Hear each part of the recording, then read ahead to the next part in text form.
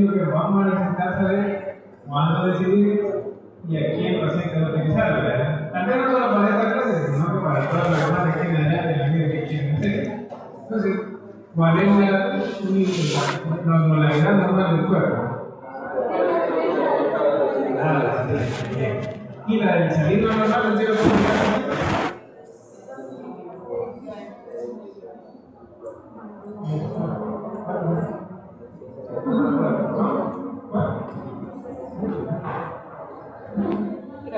Si la modalidad normal es de 280 a 290, creemos que cuando un líquido entre, cuando tiene que haber se hace que se mantenga el líquido en el torrente, ¿verdad?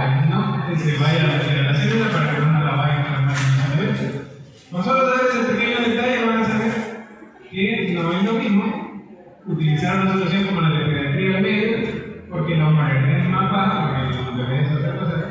Y en los adultos, cuando queremos reponer los líquidos, vamos buscando mantener los homeostasis, y ya vamos a entender por qué. Si se han leído algo del shock y de la hipovolemia, pueden ir sacando la duda en el transcurso de la clase. Bueno, mi nombre es Mauricio Guardado. Este tema lo hemos sacado de Schwartz y también de la TLS, por eso le pongo acá que la American College. Yo también de la American College, así que cerramos. Entonces, ¿cuál es la definición? Porque siempre buscamos una definición para acordarnos de qué estamos hablando. Es la incapacidad de satisfacer las necesidades metabólicas de la célula y las consecuencias subsiguientes. La elección celular que ocurre al inicio es reversible, cuando todo está entrando en una fase de que se puede como mantener la lesión o la hipovolemia, esa es una fase compensatoria, pero que se volverá irreversible si la hipoperfusión tisular continúa. Entonces, si esa hipoperfusión, o sea, la fuente que esté haciendo que sangre o que se pierda líquido o que no se esté reponiendo, se está prolongando, va a haber un momento que se va a hacer grave, como la ruptura de la homeostasis, y va a haber va a empezar a haber una lesión a nivel tisular. Punto clave que parece que el estado de shock tiene incapacidad para satisfacer esa necesidad de homeostasis. Hay una disminución de la perfusión tisular, hay una hipovolemia, esa disminución de la perfusión tisular puede venir por la hipovolemia, por hemorragias, por el shock de tipo cardiogénico y neurogénico. Son diferentes los tipos de shock, también lo vamos a revisar. Hay una respuesta fisiológica que se basa en una serie de estímulos, ¿verdad? Aferentes y eferentes. Ya vamos a ver dónde. Los pilares del tratamiento son la reanimación, devolver el volumen y quitar la causa en la mayoría de los casos que sea posible. Y también se debe prevenir llegar a la actividad mortal, ¿verdad? Hipotermia, acidosis o clorofila. Acuérdense de estas palabritas porque siempre las vamos a estar viendo, porque son consecuencias que no queremos llegar a pasar, porque empieza un ciclo vicioso que no deja como hacer una reversión de la progresión hacia la gravedad. Esto lo encontré en internet, pero estaba lo resumido. Tipos de shock, como el shock hipovolémico, el shock distributivo, el shock séptico, shock cardiogénico, shock obstructivo y el anafiláctico. Todos tienen diferentes causas, ¿verdad? Lo que va pasando en cada uno es que, dependiendo del origen, esa es la forma que vamos a tratar de comprender qué le está pasando. Pero ante cualquier shock, primero uno lo que va pensando es si hay algo que está sangrando o si hay un antecedente que le está haciendo perder volumen y que por esa razón se nos está chocando. Entonces, ya cuando más o menos pensamos que si el paciente pudo haber tenido un accidente o si está consumiendo algún medicamento, ya con la historia clínica le vamos descubriendo otras cosas, entonces ya nos vamos ordenando el pensamiento y vamos como ubicando, ¿verdad? ¿En qué tipo de shock no puede estar necesitando el paciente? Puede haber sido un trauma que no dijo nada y de repente solo se llevó a acostar y ya no quiso moverse en la casa, ¿verdad? A veces los pacientes así son, otras veces por haber consumido algo, como de los serpientes, o si de verdad tiene alguna herida, ¿verdad? Hay que buscar el porqué y entonces para eso nos vamos ordenando el pensamiento. Para llegar a un estado de shock, pues primero tenemos que comprender lo normal, la fisiopatología de qué es lo que está pasando allá dentro, ¿verdad? Hay las definiciones hay varias. Una definición y un enfoque moderno del shock reconocen que este consiste en una perfusión tisular inadecuada, caracterizada por la disminución de la administración de sustratos metabólicos requeridos e insuficientes y la eliminación de los residuos celulares. También implica una falla del metabolismo oxidativo que puede involucrar defectos de administración de transporte y utilización de oxígeno. Pero, traduciendo ese montón de cosas, lo que pasa es que al disminuir lo que está llevando el volumen regular circulante, nos va a empezar a dar un cambio que no estábamos esperando que pasara en un día normal de la vida, ¿verdad? Entonces, por ejemplo, acá nos pone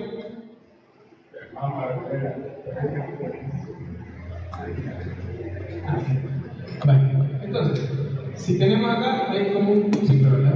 Si hay una ruptura del equilibrio del hospedador, puede ser por medio de infección bacteriana, puede haber un trauma, puede darse una lesión tisular, van a empezar patrones moleculares que nos van a dar información que hay algo que se está rompiendo de lo normal. Se activan estos receptores de reconocimiento de factores de tipo TOL, activación celular por mediadores inflamatorios, disminución de la perfusión tisular, que esto nos va a dar la alerta a diferentes partes, ¿verdad? Ya lo vamos a alertar. Entonces, si ven ustedes aquí en esta parte se vuelve un ciclo. Cuando ya detectamos que me golpeé y que puede ser una cosa que no se resuelve en el momento, sino que puede ser una herida, se van a empezar a desencadenar una serie de factores. Entonces, por ejemplo, si me hago una herida, va a venir el traumatismo, se va a activar la superficie, va a llegar la plaqueta, va a haber una reacción inflamatoria que no es normal. Pero si esa herida no se detiene, va a empezar a haber unos cambios, ¿verdad? Cambios de la presión en la arteria, hay parareceptores que detectan que la presión está disminuyendo o cambiando. Van a haber cambios de concentración de oxígeno también, porque si me está perdiendo la oxigenada, estoy perdiendo volumen y estoy perdiendo todo lo que lleva para salir oxigenada. Entonces eso va cambiando y va creando una hipoxia o una isquemia celular, y eso nos va llevando a que empiece otra vez el círculo vicioso, ¿verdad? Más activación de otras áreas y va a disminuir la respuesta de cómo se puede resolver. Entonces, si esto se continúa, vamos a llegar a un estado de shock, porque no va a haber que detenga el sangrado, por ejemplo, o que la fuga capilar en ciertos tipos de shock se esté yendo al tercer espacio, como lo llamamos, o que no esté como dependiente de volumen nada más, sino que, por ejemplo, el shock cardiogénico, ya vamos a ver que es por una compresión, no por mucho líquido, pero que también nos puede llevar a que estar como engañando al sistema. Entonces, cuando hay esa lesión, hay una serie de respuestas, ¿verdad? Neuroendocrinas y de órganos específicos. Entonces, el objetivo de la respuesta neuroendocrina con la hemorragia es mantener la perfusión al corazón y al cerebro. Van a sentir o van a ver que los pacientes pueden ser que estén con las enfermedades frías, que les duele el abdomen, pueden tener un cólico, que puede ser que se desmayaron y lo demás está bien frío, lo que está, ¿verdad? Llenado de capilar lento, que le vean los deditos moteados, y eso es por este mecanismo de defensa, porque el corazón y el cerebro tratan de protegerse y mantienen el volumen hacia ellos. Se produce vasoconstricción periférica y se inhibe la excreción de líquido. Por lo mismo, respuesta endócrina, vamos a empezar a activar diferentes cascadas, ¿verdad? De la endocorticotrófica, el sistema renina-angiotensina, algo así, ¿verdad? Si se acuerdan, todo esto es fisiología, ¿verdad? Pero lo bueno de la física es que lo mismo en aquel entonces, de 13 años, pero ahorita hay que refrescarlo porque lo vamos a seguir utilizando. Entonces, al tratar de disminuir con una vasoconstricción periférica, es lo que pasa, ya no le llega a secretar hasta las extremidades, ni a lo del abdomen para abajo, y va tratando como de hacer una homeostasis. Los mecanismos y control autónomo del tono vascular periférico y de contractilidad cardíaca de la respuesta hormonal al estrés. El estrés, en este caso, va a ser el trauma. El estímulo inicial es la pérdida de volumen sanguíneo circulante, en el shock hemorrágico, y la magnitud de la respuesta neuroendocrina se basa tanto en el volumen perdido como en la velocidad. No es lo mismo que sea alguien que sea como un se pierde sangre crónicamente o no se le forma adecuadamente con los pacientes renales, que se acostumbran a tener una hemoglobina de 7, de 8 y ya andan normales, pero con hemoglobina de menos. A que alguien pase en un trauma, se fracture y hay un sangrado excesivo, ¿verdad? O bien violento, que se pierda el 30-40% del volumen en el mes.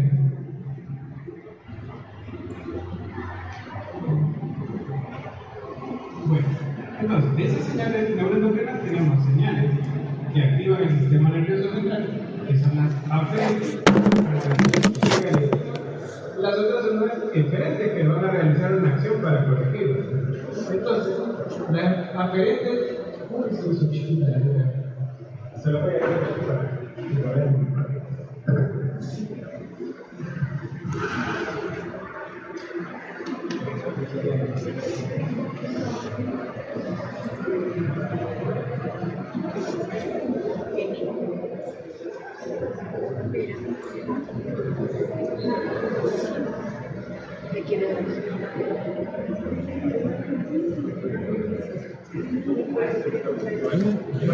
Entonces, la frente utilizan las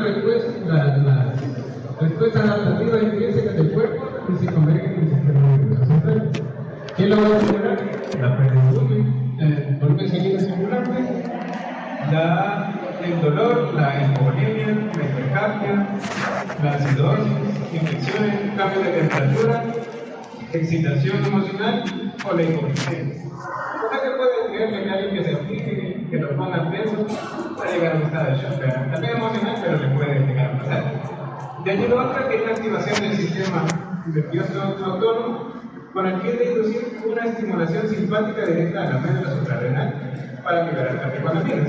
Entonces, en ese momento el estado se vuelve un estado de alerta, se le activa el proceso de huida, trata de tener un poco más de adrenalina y entonces va ayudando a que lo que necesita hacer en ese momento el corazón y el cerebro lo mantenga y no pierdan su función.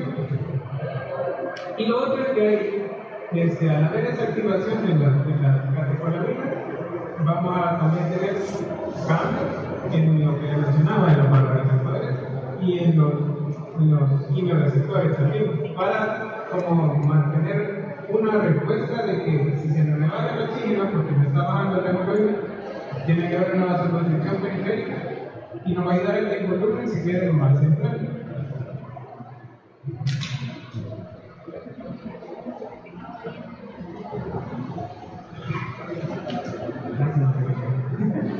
Vamos a seguir quedando.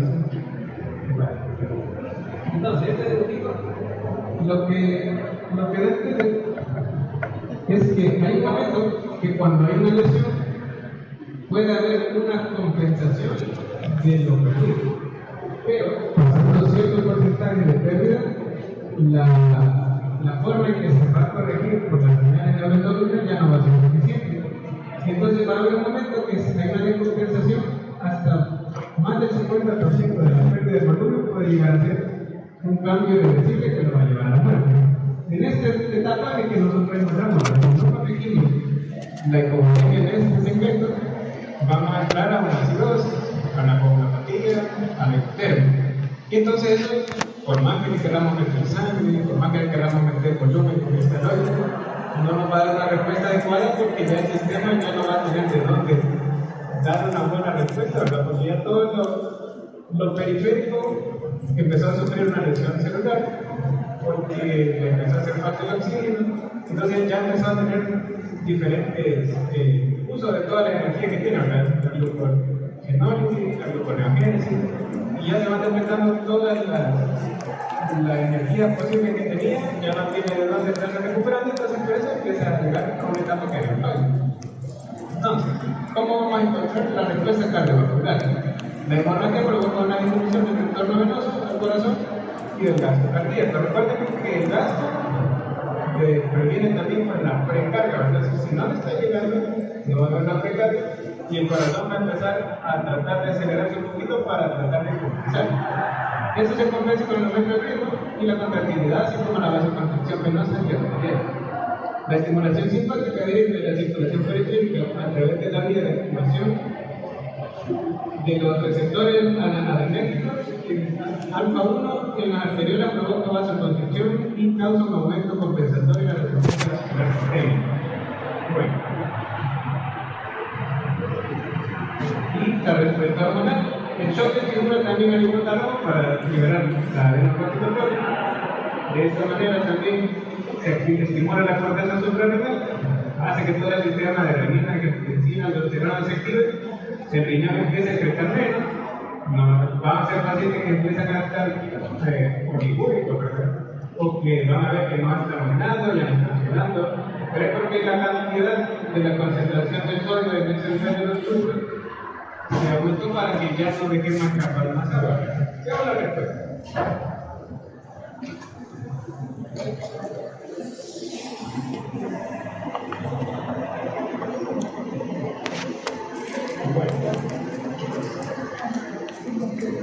Entonces acá tenemos un par de respuestas hemodinámicas de diferentes tipos de shock. Tal vez para que las asocien, ya no es que se vayan a aprender a decir muchísimo. Pero ¿qué pasa, por ejemplo, con el índice cardíaco en el shock hipovolémico? Disminuye acá, en el séptico aumento.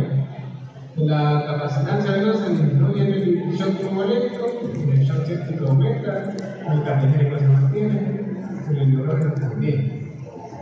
Y puede llegar a haber efectos secundarios metabólicos.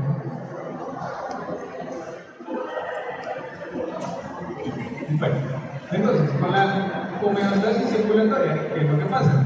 Tenemos la precarga, que hay respuesta aguda del volumen intravascular en cambios en el tono venoso, resistencia sistémica vascular en la presión intratorácica con cambios hormonales más lentos, un área importante en la respuesta temprana a la pérdida de volumen.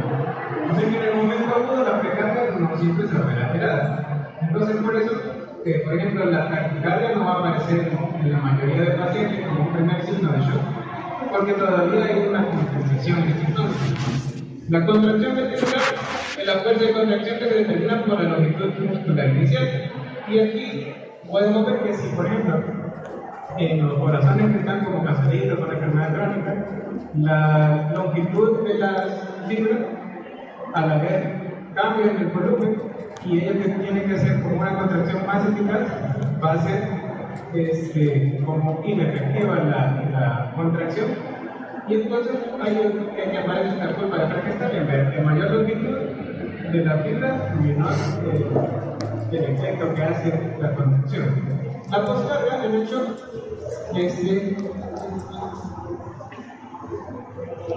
hay una disminución del volumen circulante y por tanto la precarga se dificulta el mecanismo de compensación para mantener la circulación.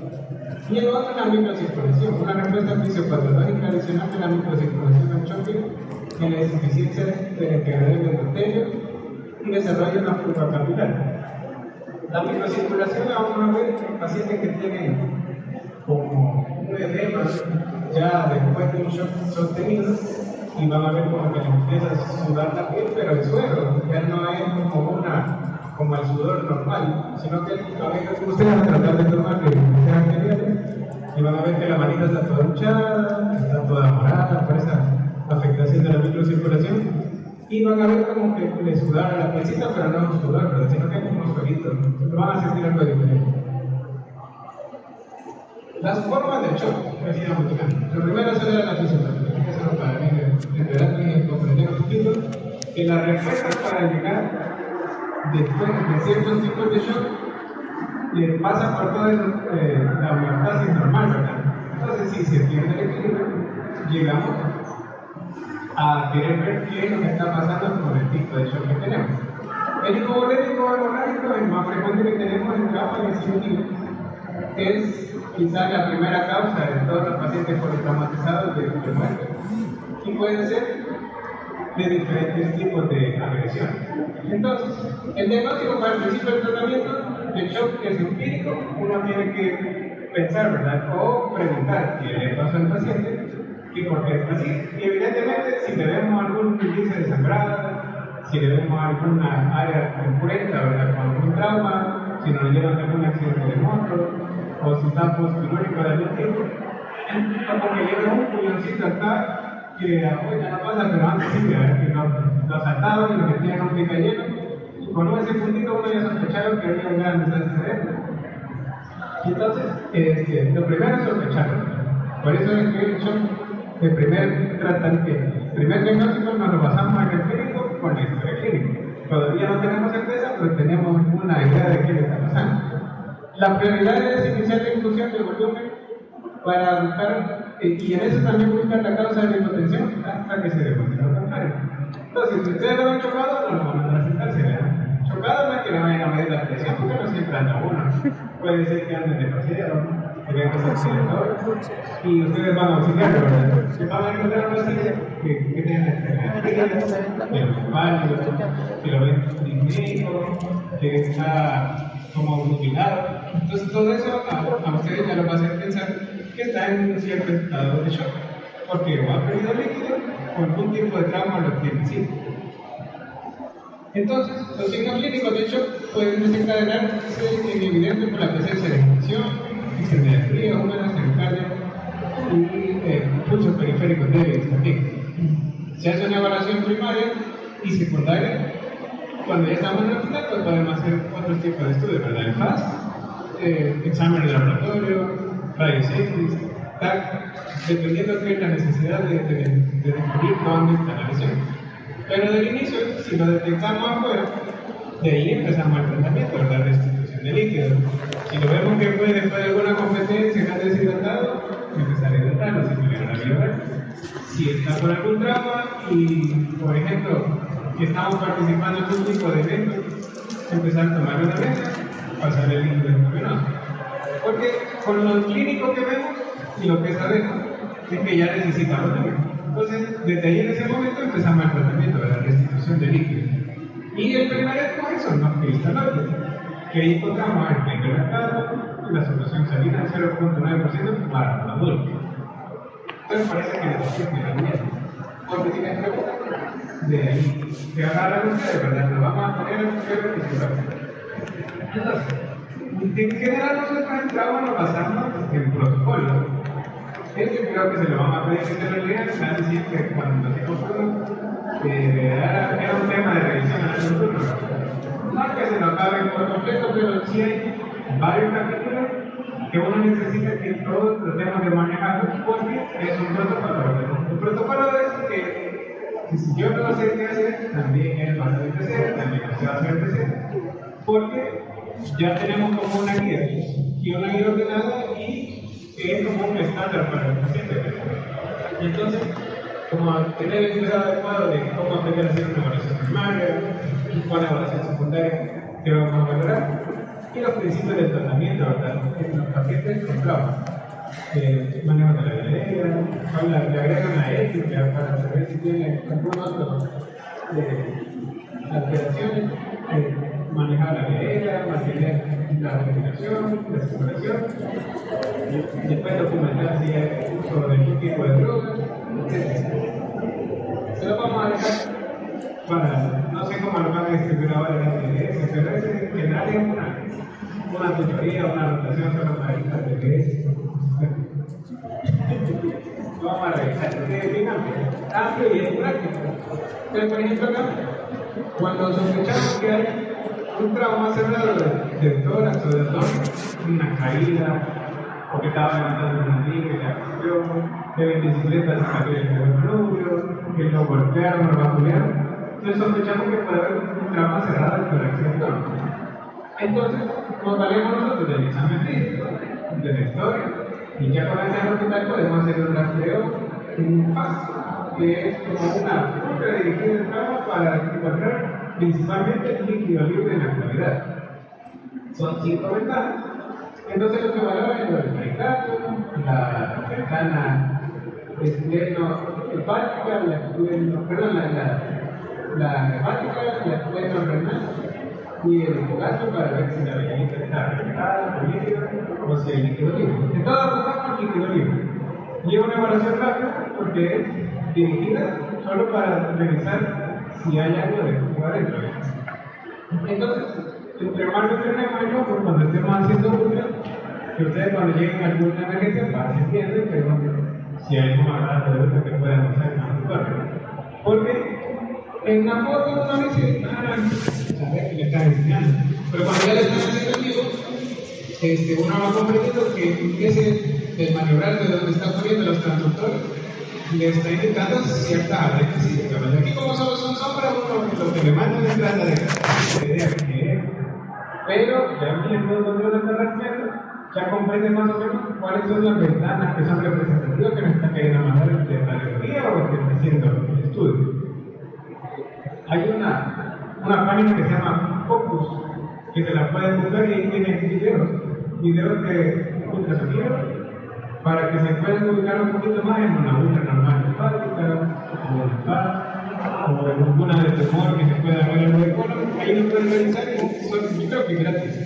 Y hay una lista de estudios que se pueden valorar también como para que vayan entendiendo cuál es la interpretación de OCTAV. Las imágenes que se pueden ver ahí, y son estudios bonitos, pero son a nivel ya de la biología. Bueno, cuando ya sabemos que se golpeó, tenemos que clasificar, ¿verdad?, cuál es la gravedad que tiene este paciente. Y para eso nos sirven a veces las escalas para clasificar el grado de hemorragia que tiene ese paciente. Entonces, ¿qué parámetros vamos a tomar? La pérdida sanguínea, el porcentaje de la pérdida, la frecuencia cardíaca, la presión arterial y los síntomas del sistema nervioso central.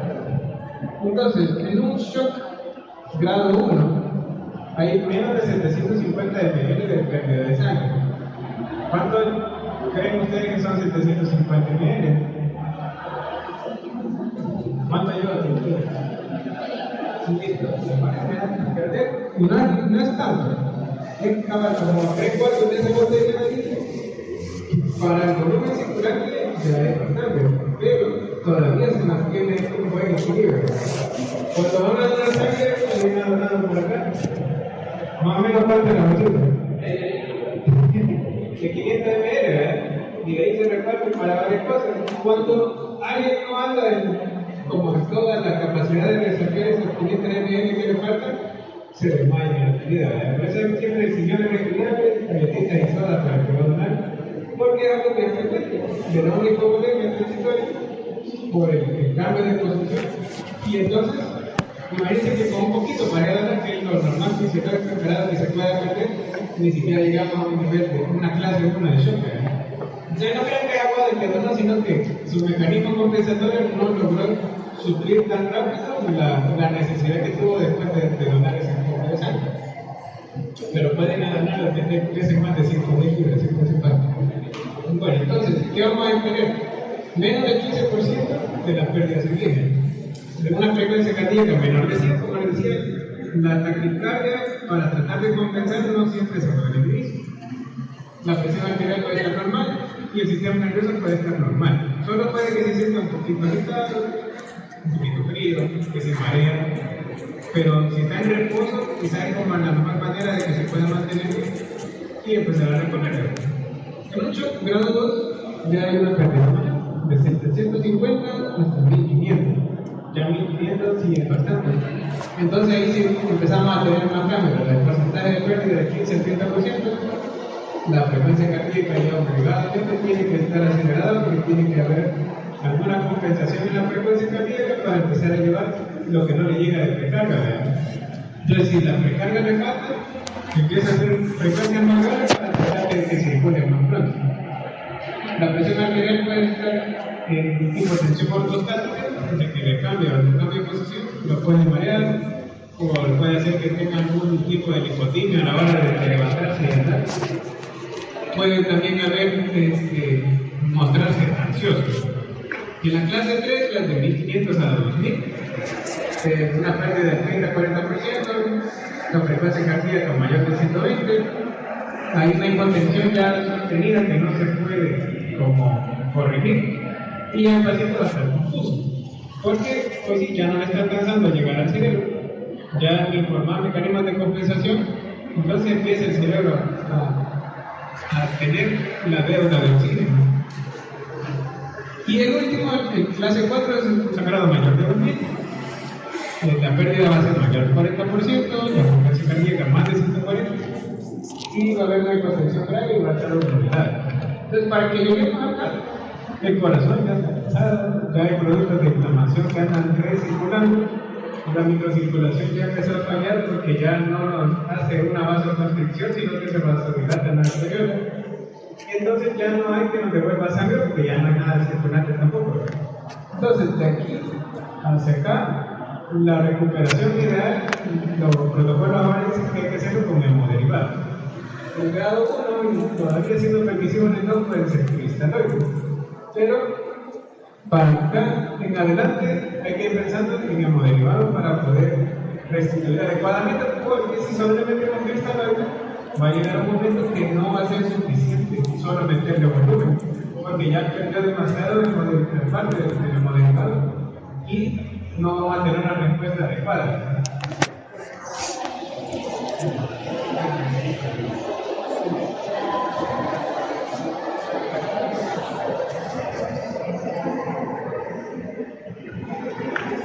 También como un resumen que está ahí en la TNS, se lo puse porque es van a pedir pequeño. Entonces, nos va a encontrar que es esperar, ¿verdad? Quiere ser en la primera parte del sangrado, hay ciertos parámetros que no cambian. Presión de pulso, la respiración respiratoria, la presión sistólica, el ritmo cardíaco. El nivel de conciencia también puede que no cambie si el sangrado es menor. Pero a medida que esto se va cambiando, todos los parámetros se van deteriorando. Y es nada más porque se pierde la homeostasis que tenía.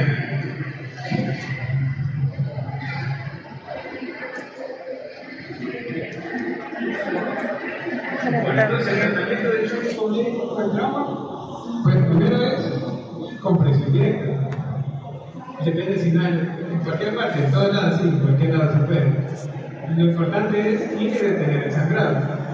No hacer el torniquete, ¿verdad? Porque esa no es compresión directa. Compresión directa es poner un par de compresas, ver si te sangrado y ponerlo directamente. No importa si en el cuello, si en el abdomen, si en la cabeza, si en la extremidad.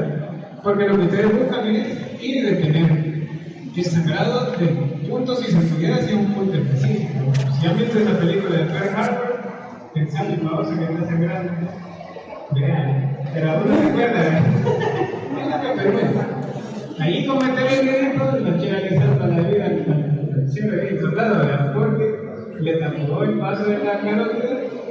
Entonces, ahí, a la hora de meter esta sala y se encontró el sangrado, era la compresión que necesitaba. Porque perder por acá, pues en un minuto se puede decir que la cantidad de litros hasta 3 o 4 litros por minuto, sí se puede decir. Entonces, compresión directa. No importa de qué, pero sí, la adecuada que puede servir es una maravilla. Identificar la fuente de sangrado, puede ser que no le hayamos dado vuelta porque estaba acostado y tal vez por atrás tiene el hueco, por no quererlo mover, porque le duele el brazo, porque tiene una fractura, pero nos vemos que la fractura no corresponde al nivel de cómo lo encontramos.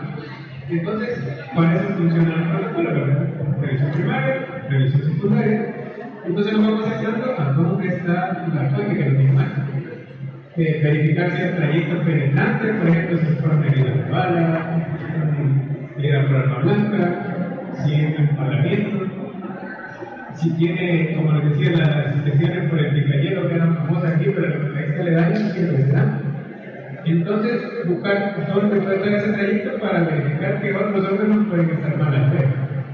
Verificar si hay múltiples traumas, pensar que hay hemorragia en las cavidades, si no lo vemos en si empezamos a tratar de animarlo con líquido endovenoso y nos lleva inconsciente y no nos dice que le den abdomen, que tiene dislea o que le veamos diferentes patrones para respirar, hay que pensar que puede ser que haya algún secuestro de líquido. La pelvis puede tener hasta 3 litros de sangre en el retroperitoneal y no digamos ya en la cavidad completa, puede tener mucho más. Entonces pensar en múltiples traumas, que haya un tal sangrado interno, como dicen las películas. Pero sí aplica en este caso. La aplicación del torniquete de manera adecuada. Y el torniquete sí es bien aplicado, es una medida que lo puede salvar. Pero a veces llega una lesión venosa. Entonces, hacen la idea que llegó la señora que tenía su ulcerita venosa. Entonces el vecino, por querer ayudarle, le pone el torniquete aquí arriba. Como es venoso, el sangrado venoso viene de abajo hacia arriba, esa es la dirección. Y con el torniquete lo único que hace es que el chorrito sale más intenso. Entonces le llevan con el torniquete y le llevan con los matar a la par porque le están examinando a la doña. Entonces, mal aplicado, no es buena medida. Bien aplicado, lo mantenemos también como manteniendo una presión correcta en el sitio del sangrado, o por ejemplo, si fue una amputación traumática, que en ciertos momentos se tiene que descomprimir si no estamos en el ambiente hospitalario, ¿verdad? Porque si no seguimos manteniendo presionado, podemos llegar a un síndrome compartimental y después va a haber un síndrome de repercusión. Entonces, no lo vamos a mandar herida, sino que lo vamos a mandar en torniquete. Entonces, por eso veamos un torniquete bien aplicado, sí es válido. Pero un torniquete puesto sin razón o sin haberlo razonado puede llevar a un problema grave. Verificar también si hay lesión directa de venas, o si es un sangrado en capa. Ese sangrado en capa nosotros lo escribimos en día, por ejemplo, cuando quitan un tumor y no depende de un solo vasito, ¿verdad? Sino que tiene como un forro de vasos nuevos alrededor con la neogénesis ahí vascular por el tumor. Entonces puede ser que esté sangrando tanto de los lados y no del vaso principal que pensamos que podría detener. Y entonces empieza a haber una examinación, aunque sea, por ejemplo, pegada a la pared, pero no hay como ligarlo, ¿verdad? Sino que tenemos que hacer presión directa, tratar de mantener el punto de sangrado. ¿Qué tenemos que hacer? Empezar los protocolos de transfusión. Ahora, los protocolos de trauma y sangrado masivo recomiendan uno de plaquetas, uno de glóbulos rojos enfocados y uno de plasma. Antes era diferente la distribución, pero se ve que es mejor el resultado de esa forma porque nos ayuda como a mantener la homeostasis lo más parecido a lo normal. Y a la par de eso, pues siempre empezar con los cristalones para empezar a mantener algo de volumen circulante. Reposición de la anemia, intervención quirúrgica inmediata si sabemos cuál es la fuente de sangrado, la hora de vuelo, si estamos en el, ya sea importante si lo vemos en el lugar del accidente o si nos lo llevan al hospital, porque a veces puede que no parezca que lleve el trauma, nos mandan a sentar, ahí está esperando 1 o 2 horas, y si no me creen, vayan al seguro que ahí pasan 4 o 6 horas esperando. Y se nos pierde la hora de reanimación, ¿verdad? De repente el paciente se aguadó en la banca y se desmayó. Y ahí todo se explica, todo hay que correr. No es culpa de uno, que también trabaja ahí. Pero en el sistema no hay suficiente cantidad de personas para que alguien que en la entrada esté como verificando que no sea indignante, ¿verdad? Sí, que no me haga notar, porque el papi agarre el papel y que se siente. Pero en un lugar, en un puente ideal tiene que haber un CH adecuado y desde el CH empezar a darle tratamiento, no solo darle el papelito. La otra reanimación con control de daño, sabiendo que el control de daño es una medida como salvatoria para que nos va a dejar llegar a un siguiente punto. No sé si han escuchado ustedes el del control de daño en algún tipo de documento, no. El control de daño lo hacían en los buques de guerra, que era como después de que se agarraban entre piratas y los soldados normales, quedaban los buques un poco destruidos, pero el control de daño que hacía que era por el barco, llegamos al puerto. Entonces es similar la analogía, ¿verdad? Si sabemos que, por ejemplo, en un variable lo paso al lado, sé que puede estar en un periférico que no tengo todos los medios para hacer un reparo que va a ser claro también. Vamos, agarramos el vaso, lo plantamos y puede ser que en el siguiente centro del trauma sí me lo puedan recibir y ellos lo puedan resolver. Pero si yo solo llego y le pongo una compresa encima, se va a desangrar. Entonces es similar, el control de daño es ir a hacer una intervención rápida y ayudarnos a llegar hasta el siguiente paso. Y tiene sus diferentes pasos, desde cuando se recibe, cuando se trata de resolver, el ingreso a la UCI y la reintervención para tratar de resolver los problemas principales. Si lo necesita, hay que empezar a utilizar el soporte vasopresor, porque como ya no va a haber una respuesta endocrina adecuada, vamos a necesitar algo exógeno respirando. Podemos usar dopamina, dopamina, noradrenalina, dependiendo del paciente y dependiendo del caso. Y hay que prevenir la hipertensión, acidosis y coagulopatía, porque media vez nos pasamos de la medida del sangrado. Estas consecuencias nos van a llevar al muerto. Uso de ácido tranexámico y tromboelastografía para una adecuada interpretación de dónde está sangrando y qué tipo de componentes necesita. Y el ácido tranexámico nos va a ayudar a mantener como la unión para que no haya una trombolismo. Es un medicamento que utilizamos bastante frecuente y común. Ahí lo van a escuchar en la sala de parto, en la sala de operaciones normales, por algún sangrado, o por algún paciente que en el camino del SEM encuentra que tiene un sangrado masivo y podría ir empezando el tratamiento con un gramo de ácido tranexámico. Bueno, ¿qué recomendaciones? Pues los glóbulos rojos y otros productos de la sangre, incluidos la sangre completa, pueden ser parte de los fluidos de resucitación.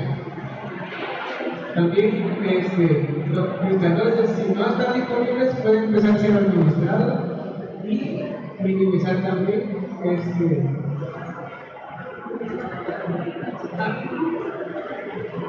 acá, como es la recomendación de los sangrados masivos, es que los cristaloides no deben ser como la reanimación total, sino que pueden ser utilizados, pero a la par de eso, utilizando de soledad.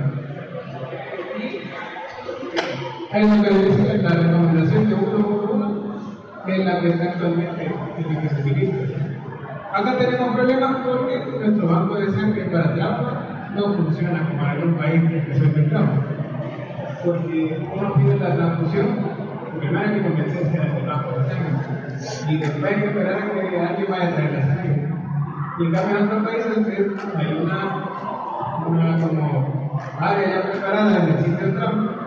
Cuando llega el paciente del accidente, cómo va esa ambulancia ahorita, si al que le parece entrar que necesita rango derivado, que nosotros nos encargamos, le pone 2, 3, 4 de los componentes y eso le empieza la transfusión de tipo B o algún, sabiendo algún tipo aquí en el paciente, no es más fácil, pero si no, estado de shock. El siguiente estado de shock es el traumatismo. Puede estar relacionado al anterior que era el hipovolémico o hemorrágico, pero lo subespecifica. En la respuesta sistémica, después de un traumatismo, combinar los efectos de la lesión tecnológica, la fractura cerebral, la pérdida de sangre, que afectan claramente la fisiología de un simple shock hemorrágico. Entonces, aquí lo que pasa es que cuando hay, por ejemplo, un aplazamiento, o los pacientes que han quedado superados, atrapados, o que tienen una fractura de hueso largo, no va a ser como la simple respuesta de la hemorragia normal, sino que se le va a sumar la lesión del tejido largo. Entonces, si veíamos que lo anterior solo el sangrado que se caminaba con la reacción inflamatoria, ahora va a tener parte que esté sin circulación, y que desde que llegan los hipoxias más aceleradas, van a haber más mecanismos tóxicos que nos van a llevar a un estado de shock por traumatismo. Entonces, la evidencia acumulada demuestra que la hemorragia siempre produce una activación proinflamatoria que provoca muchos de los cambios celulares que ya habíamos visto en el shock anterior. Pero, ahora combinándolo, la hemorragia con más trauma puede parecerse a un shock séptico. Una lesión del tejido blanco del hueso largo puede resultar mortal. Hasta le ponían porque puede haber una isquemia y una repercusión. Un síndrome de este tipo es como que se envenenara cuando logra pasar lo que estaba obstruido. Por ejemplo, en un paciente que estaba atrapado en una pierna en un accidente de tránsito, cuando lo descomprimen para poder sacarlo, esa parte que está isquémica, quién sabe que sea una media hora, una hora, cuando regresa está llena de productos tóxicos porque hubo una hipoxia ahí mantenida. El primero que se la cacha es el riñón. Se va a empezar a ver una falla renal, una falla hepática. Entonces ya no va a ser porque puede ser que no sangró, pero quedó atrapado. Entonces, esa repercusión va a llevar a una como respuesta a los factores inflamatorios que estaban acumulados ahí por la hipoxia. El tratamiento se enfoca en la corrección de los elementos individuales para disminuir la cascada de acumulación proinflamatoria. Incluye un control rápido de la hemorragia, reanimación adecuada del volumen para corregir la deuda del tejido, regulamiento del tejido muerto si hubiera, estabilización de las lesiones óseas y tratamiento adecuado de las lesiones del tejido blando. Se oye muy fácil, pero es como un poco complicado, ¿verdad?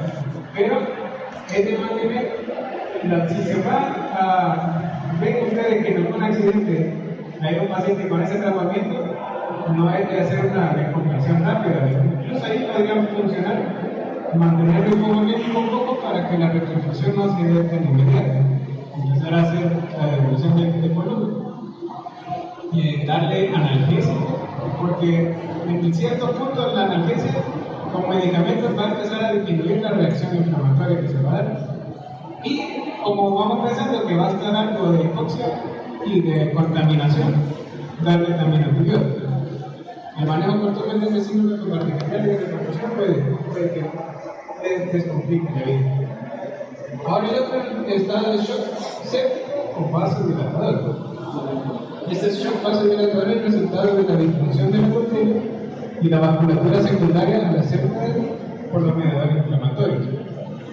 Por eso hablamos de la fisiopatología, ¿verdad? Si tenemos algo que nos contaminó, por ejemplo, una infección bacteriana grave, una neumonía, una pancreatitis, la quemadura, una anafilaxia, un shock hemorrágico severo, va a desencadenar estos mediadores inflamatorios y lo que va a haber es una alteración en la circulación como respuesta a una hipoperfusión prolongada grave. También se caracteriza por vasodilatación periférica, o sea que ya no vamos a alcanzar a tener la vasoconstricción que nos devolvía la precardia. Entonces el paciente va a tener un volumen circulante que es normal, pero ya no va a estar regresando la cantidad que necesitamos, ¿verdad? Para que supla la necesidad de reaccionar. Lo más frecuente del shock vasodilatador es el shock séptico, porque las infecciones graves van haciendo eso. Puede ser que parezca que una infección de vía urinaria no lo va a complicar tanto, pero si la infección se va prolongando, porque una bacteria resistente a los antibióticos, va a hacer que la respuesta se vea como intoxicada y entonces ya no va a empezar a sufrir nada de lo que tenía que ser. Puede ser algo sencillo como una infección de vía urinaria, puede ser algo ya más complicado como un entorno séptico, o que haya una ruptura de asas y que se haya contaminado la cavidad. Puede ser una fractura expuesta que se contaminó y vamos a ver, por ejemplo, también alguna gangrena en los pacientes diabéticos, que son listas. Entonces todo eso, cuando vemos al paciente, puede que llegue caminando, pero ya al examinarlo lo vamos a encontrar hipotenso, con las extremidades frías, toda la respuesta inflamatoria del shock. Entonces no vamos a pensar que porque llegó caminando, porque se ve tranquilo y diabético, y ya la descubrimos que le encontramos morado, hinchado, apestoso. No vamos a pensar que este es un shock, lo vamos a desmanchar, ¿verdad? Simplemente que se va a curar con ir a hacer una lavadita en la pequeña cirugía. Si en el caso de los pies diabéticos, por ejemplo, si vemos que tiene una gangrena, la idea es no tratar de convencer al señor de que lo vamos a amputar, sino que hacerle saber con seguridad que si no lo amputamos, se va a morir, porque ese es un foco séptico, ¿verdad? Dependiendo del tipo de problema de donde venga la sepsis, esa es la idea que tenemos que tratar de resolver.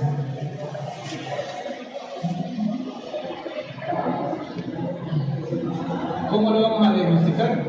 Pues basándonos en la clínica. Para los sépticos sí es bastante la clínica porque nos va a ayudar primero a saber por qué llegó, cuándo le empezó la fiebre, si ha estado dependiente de alguna sustancia, si se pueden utilizar los protocolos como el PEC-SOFA, que son parámetros sencillos para identificar si con la toxicología, con la presión arterial, los pacientes o no de fiebre. Mientras no tengamos el examen, vamos sospechando también que no necesariamente que ha perdido volumen, pero sino que puede ser algo séptico lo que le está llevando a ese tipo de shock. Reconocer que el shock séptico comienza con la definición del desencadenamiento del riesgo y la manifestación clínica se hacen evidentes e incluso minimiza el tratamiento antes de que se identifique la causa. Pero es lo que decía, si yo sospecho que tiene algo infeccioso, no voy a esperar hasta que me salga el primer hemograma para ver si le cumplo la primera dosis de antibiótico. Porque si yo veo que algo está azul, contaminado, ya voy pensando que hay una infección bacteriana que puede ser grave y que entonces necesitamos empezar a tratar de contrarrestar la infección. Y los signos que me ¿verdad? Tienen taquicardia, taquipnea, pueden presentarse como síntomas con síntomas de hipoperfusión como confusión, malestar, oliguria y hipotensión. Con el tratamiento, evaluar al paciente y verificar, ¿verdad?, qué es lo que le está causando, cuál es la fuente. Después de la terapia, la primera etapa, dice.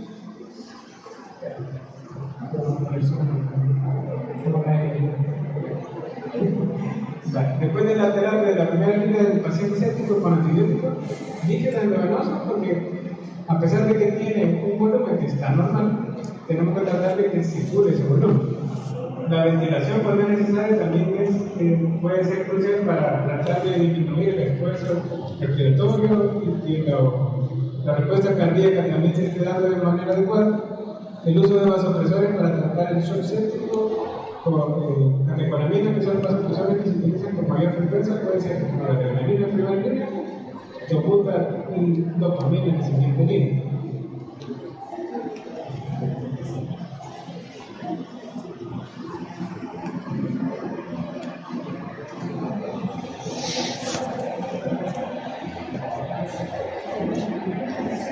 Estos parámetros los mencionan que los tenemos en cuenta para valorar qué tanto del estrés está produciendo problemas al paciente.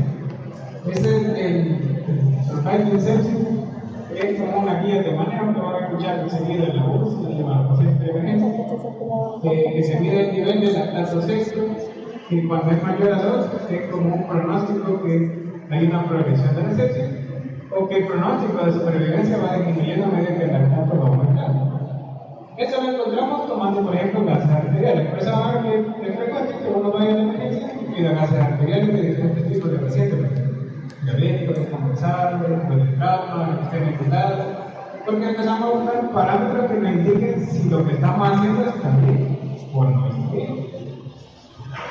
Administración de antibióticos de amplio espectro, administración rápida de volumen, 30 ml por de cristaloide, para hipotenso y con un lactato mayor que 4.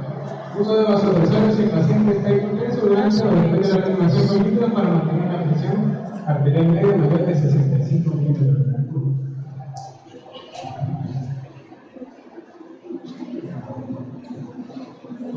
El otro es el estado de shock cardiogénico. Este lo vamos a ver un poquito más en medicina, porque está más asociado al infarto agudo del miocardio. Entonces, ahí lo que hay es como una falla de la bomba circulatoria. Puede que no lo podamos vivir como cirugía.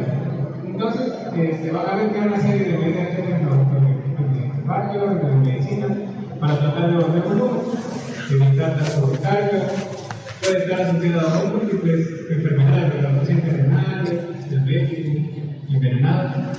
Entonces, lo vamos a encontrar como una hipotensión sostenida, donde la sistólica menor de 90, reducción del índice cardíaco a menos de 2.2 litros por minuto, aumento de la presión de puño de la arteria pulmonar mayor de 15 milímetros de mercurio, y las tasas de mortalidad del 50%. El infarto agudo del miocardio es el principal representante de este shock cardiogénico porque no está funcionando la bomba. Y puede ser el paciente incluso joven, ¿no? De 40 en adelante puede tener un shock. Diagnóstico y tratamiento que implica la identificación de la disfunción cardíaca de manera adecuada, comenzar a identificar, hacer un ABCDE adecuado de la clasificación del paciente y empezar a darle manejo a oxígeno suplementario, mantener el reposo, tratar de, como puede ser incluso la elevación de los miembros para que lo periférico que no está bombeando adecuadamente por gravedad le llegue un poquito más a la bomba. Entonces, también prevenir la sobrecarga, porque como si es cardiogénico, el parazoncito está insuficiente y mucho líquido también no le va a ser bueno, porque va a terminar en la sobrecarga pulmonar. Hay que tratar las ventas, intervención oportuna por cardiología y valorar el uso de vasopresores. Pero con el tipo de infarto lo vamos a ver mejor con el médico. Bueno, manejo adecuado de la vía aérea, control de la hemorragia, cuanto a los demás, en cualquier tipo de situación de los shocks, traten de hacerlo de manera ordenada y van a ver que vamos a encontrar un adecuado. También los ejercicios de la medicina, bueno, siempre se van a presentar todos. El otro es el estado de shock obstructivo. Este shock obstructivo es más que todo para la restricción el corazón como bomba. En el otro era porque el corazón no era suficiente. En este obstructivo es porque hay algo que no le está dejando expandirse. Puede ser por un neumotórax de tensión, por un derrame pericárdico o por algo que obstruya el efecto de estarse construyendo. Entonces hay una reducción del llenado del lado derecho del corazón con tamponamiento cardíaco, con neumotórax de tensión y provoca la reducción del gasto cardíaco asociado al aumento de la presión venosa central. Pueden encontrar signos clásicos de telecurgitación yugular, paciente chocado, con los ruidos apagados. Algo que se da debido al aumento de la presión intrapleural secundaria a la acumulación de aire o de estrella. Ahí sí nos valemos un poco de la clínica si sospechamos como un neumoatención, si vemos que un paciente colapsa, si no le escuchamos ruidos respiratorios de un lado y del otro puede que esté suave o ausente, que veamos la yugular intromitada. Entonces, si es por un trauma o si el paciente estaba bien o con algún antecedente de alguna TB, pensamos que se pudo haber roto el pulmoncito y le está haciendo una neumoatención. Y eso va a hacer que la compresión y lo que está haciendo fuga de aire sin retorno esté haciendo esta compresión y haga un estado de shock obstructivo. No es que algo que le esté tapando, sino que algo que le esté evitando que se contraiga de la manera adecuada.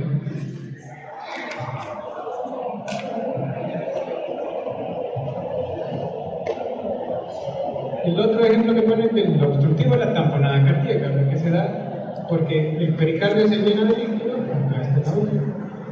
entonces el haber más de 500 cc en muchos pacientes puede ser que sea un exceso de líquido alrededor del pericardio y no lo deje que se estire más, porque el pericardio no es tan extensible y entonces el corazón va a empezar como a quedar bloqueado en su movimiento. El tratamiento pues va a ser un diagnóstico clínico y con examen. Si hay un neumotórax de tensión debe hacerse pensando en lo que les decía, si vemos que no expande el lado, si no escuchamos la respiración, si se escuchan ruidos apagados, si está hipertimpano, quizás tenemos una mantención y si tenemos la manera, colocar el protector. Si no tenemos cómo, podemos colocar una aguja de grueso calibre en el segundo espacio intercostal, línea medio clavicular, y eso nos va a ayudar a disminuir que el neumotórax se haga de tensión a un neumotórax simple. Siempre van a necesitar resolver el neumotórax simple, pero le va a dar tiempo habiendo descubrimiento.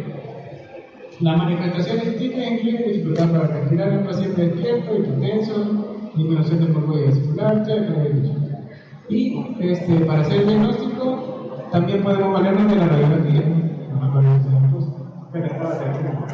El neumotórax van a ver que hay un campo vacío, que se ve el colapso del pulmón y que nos va a dar un desplazamiento de las estructuras del centro.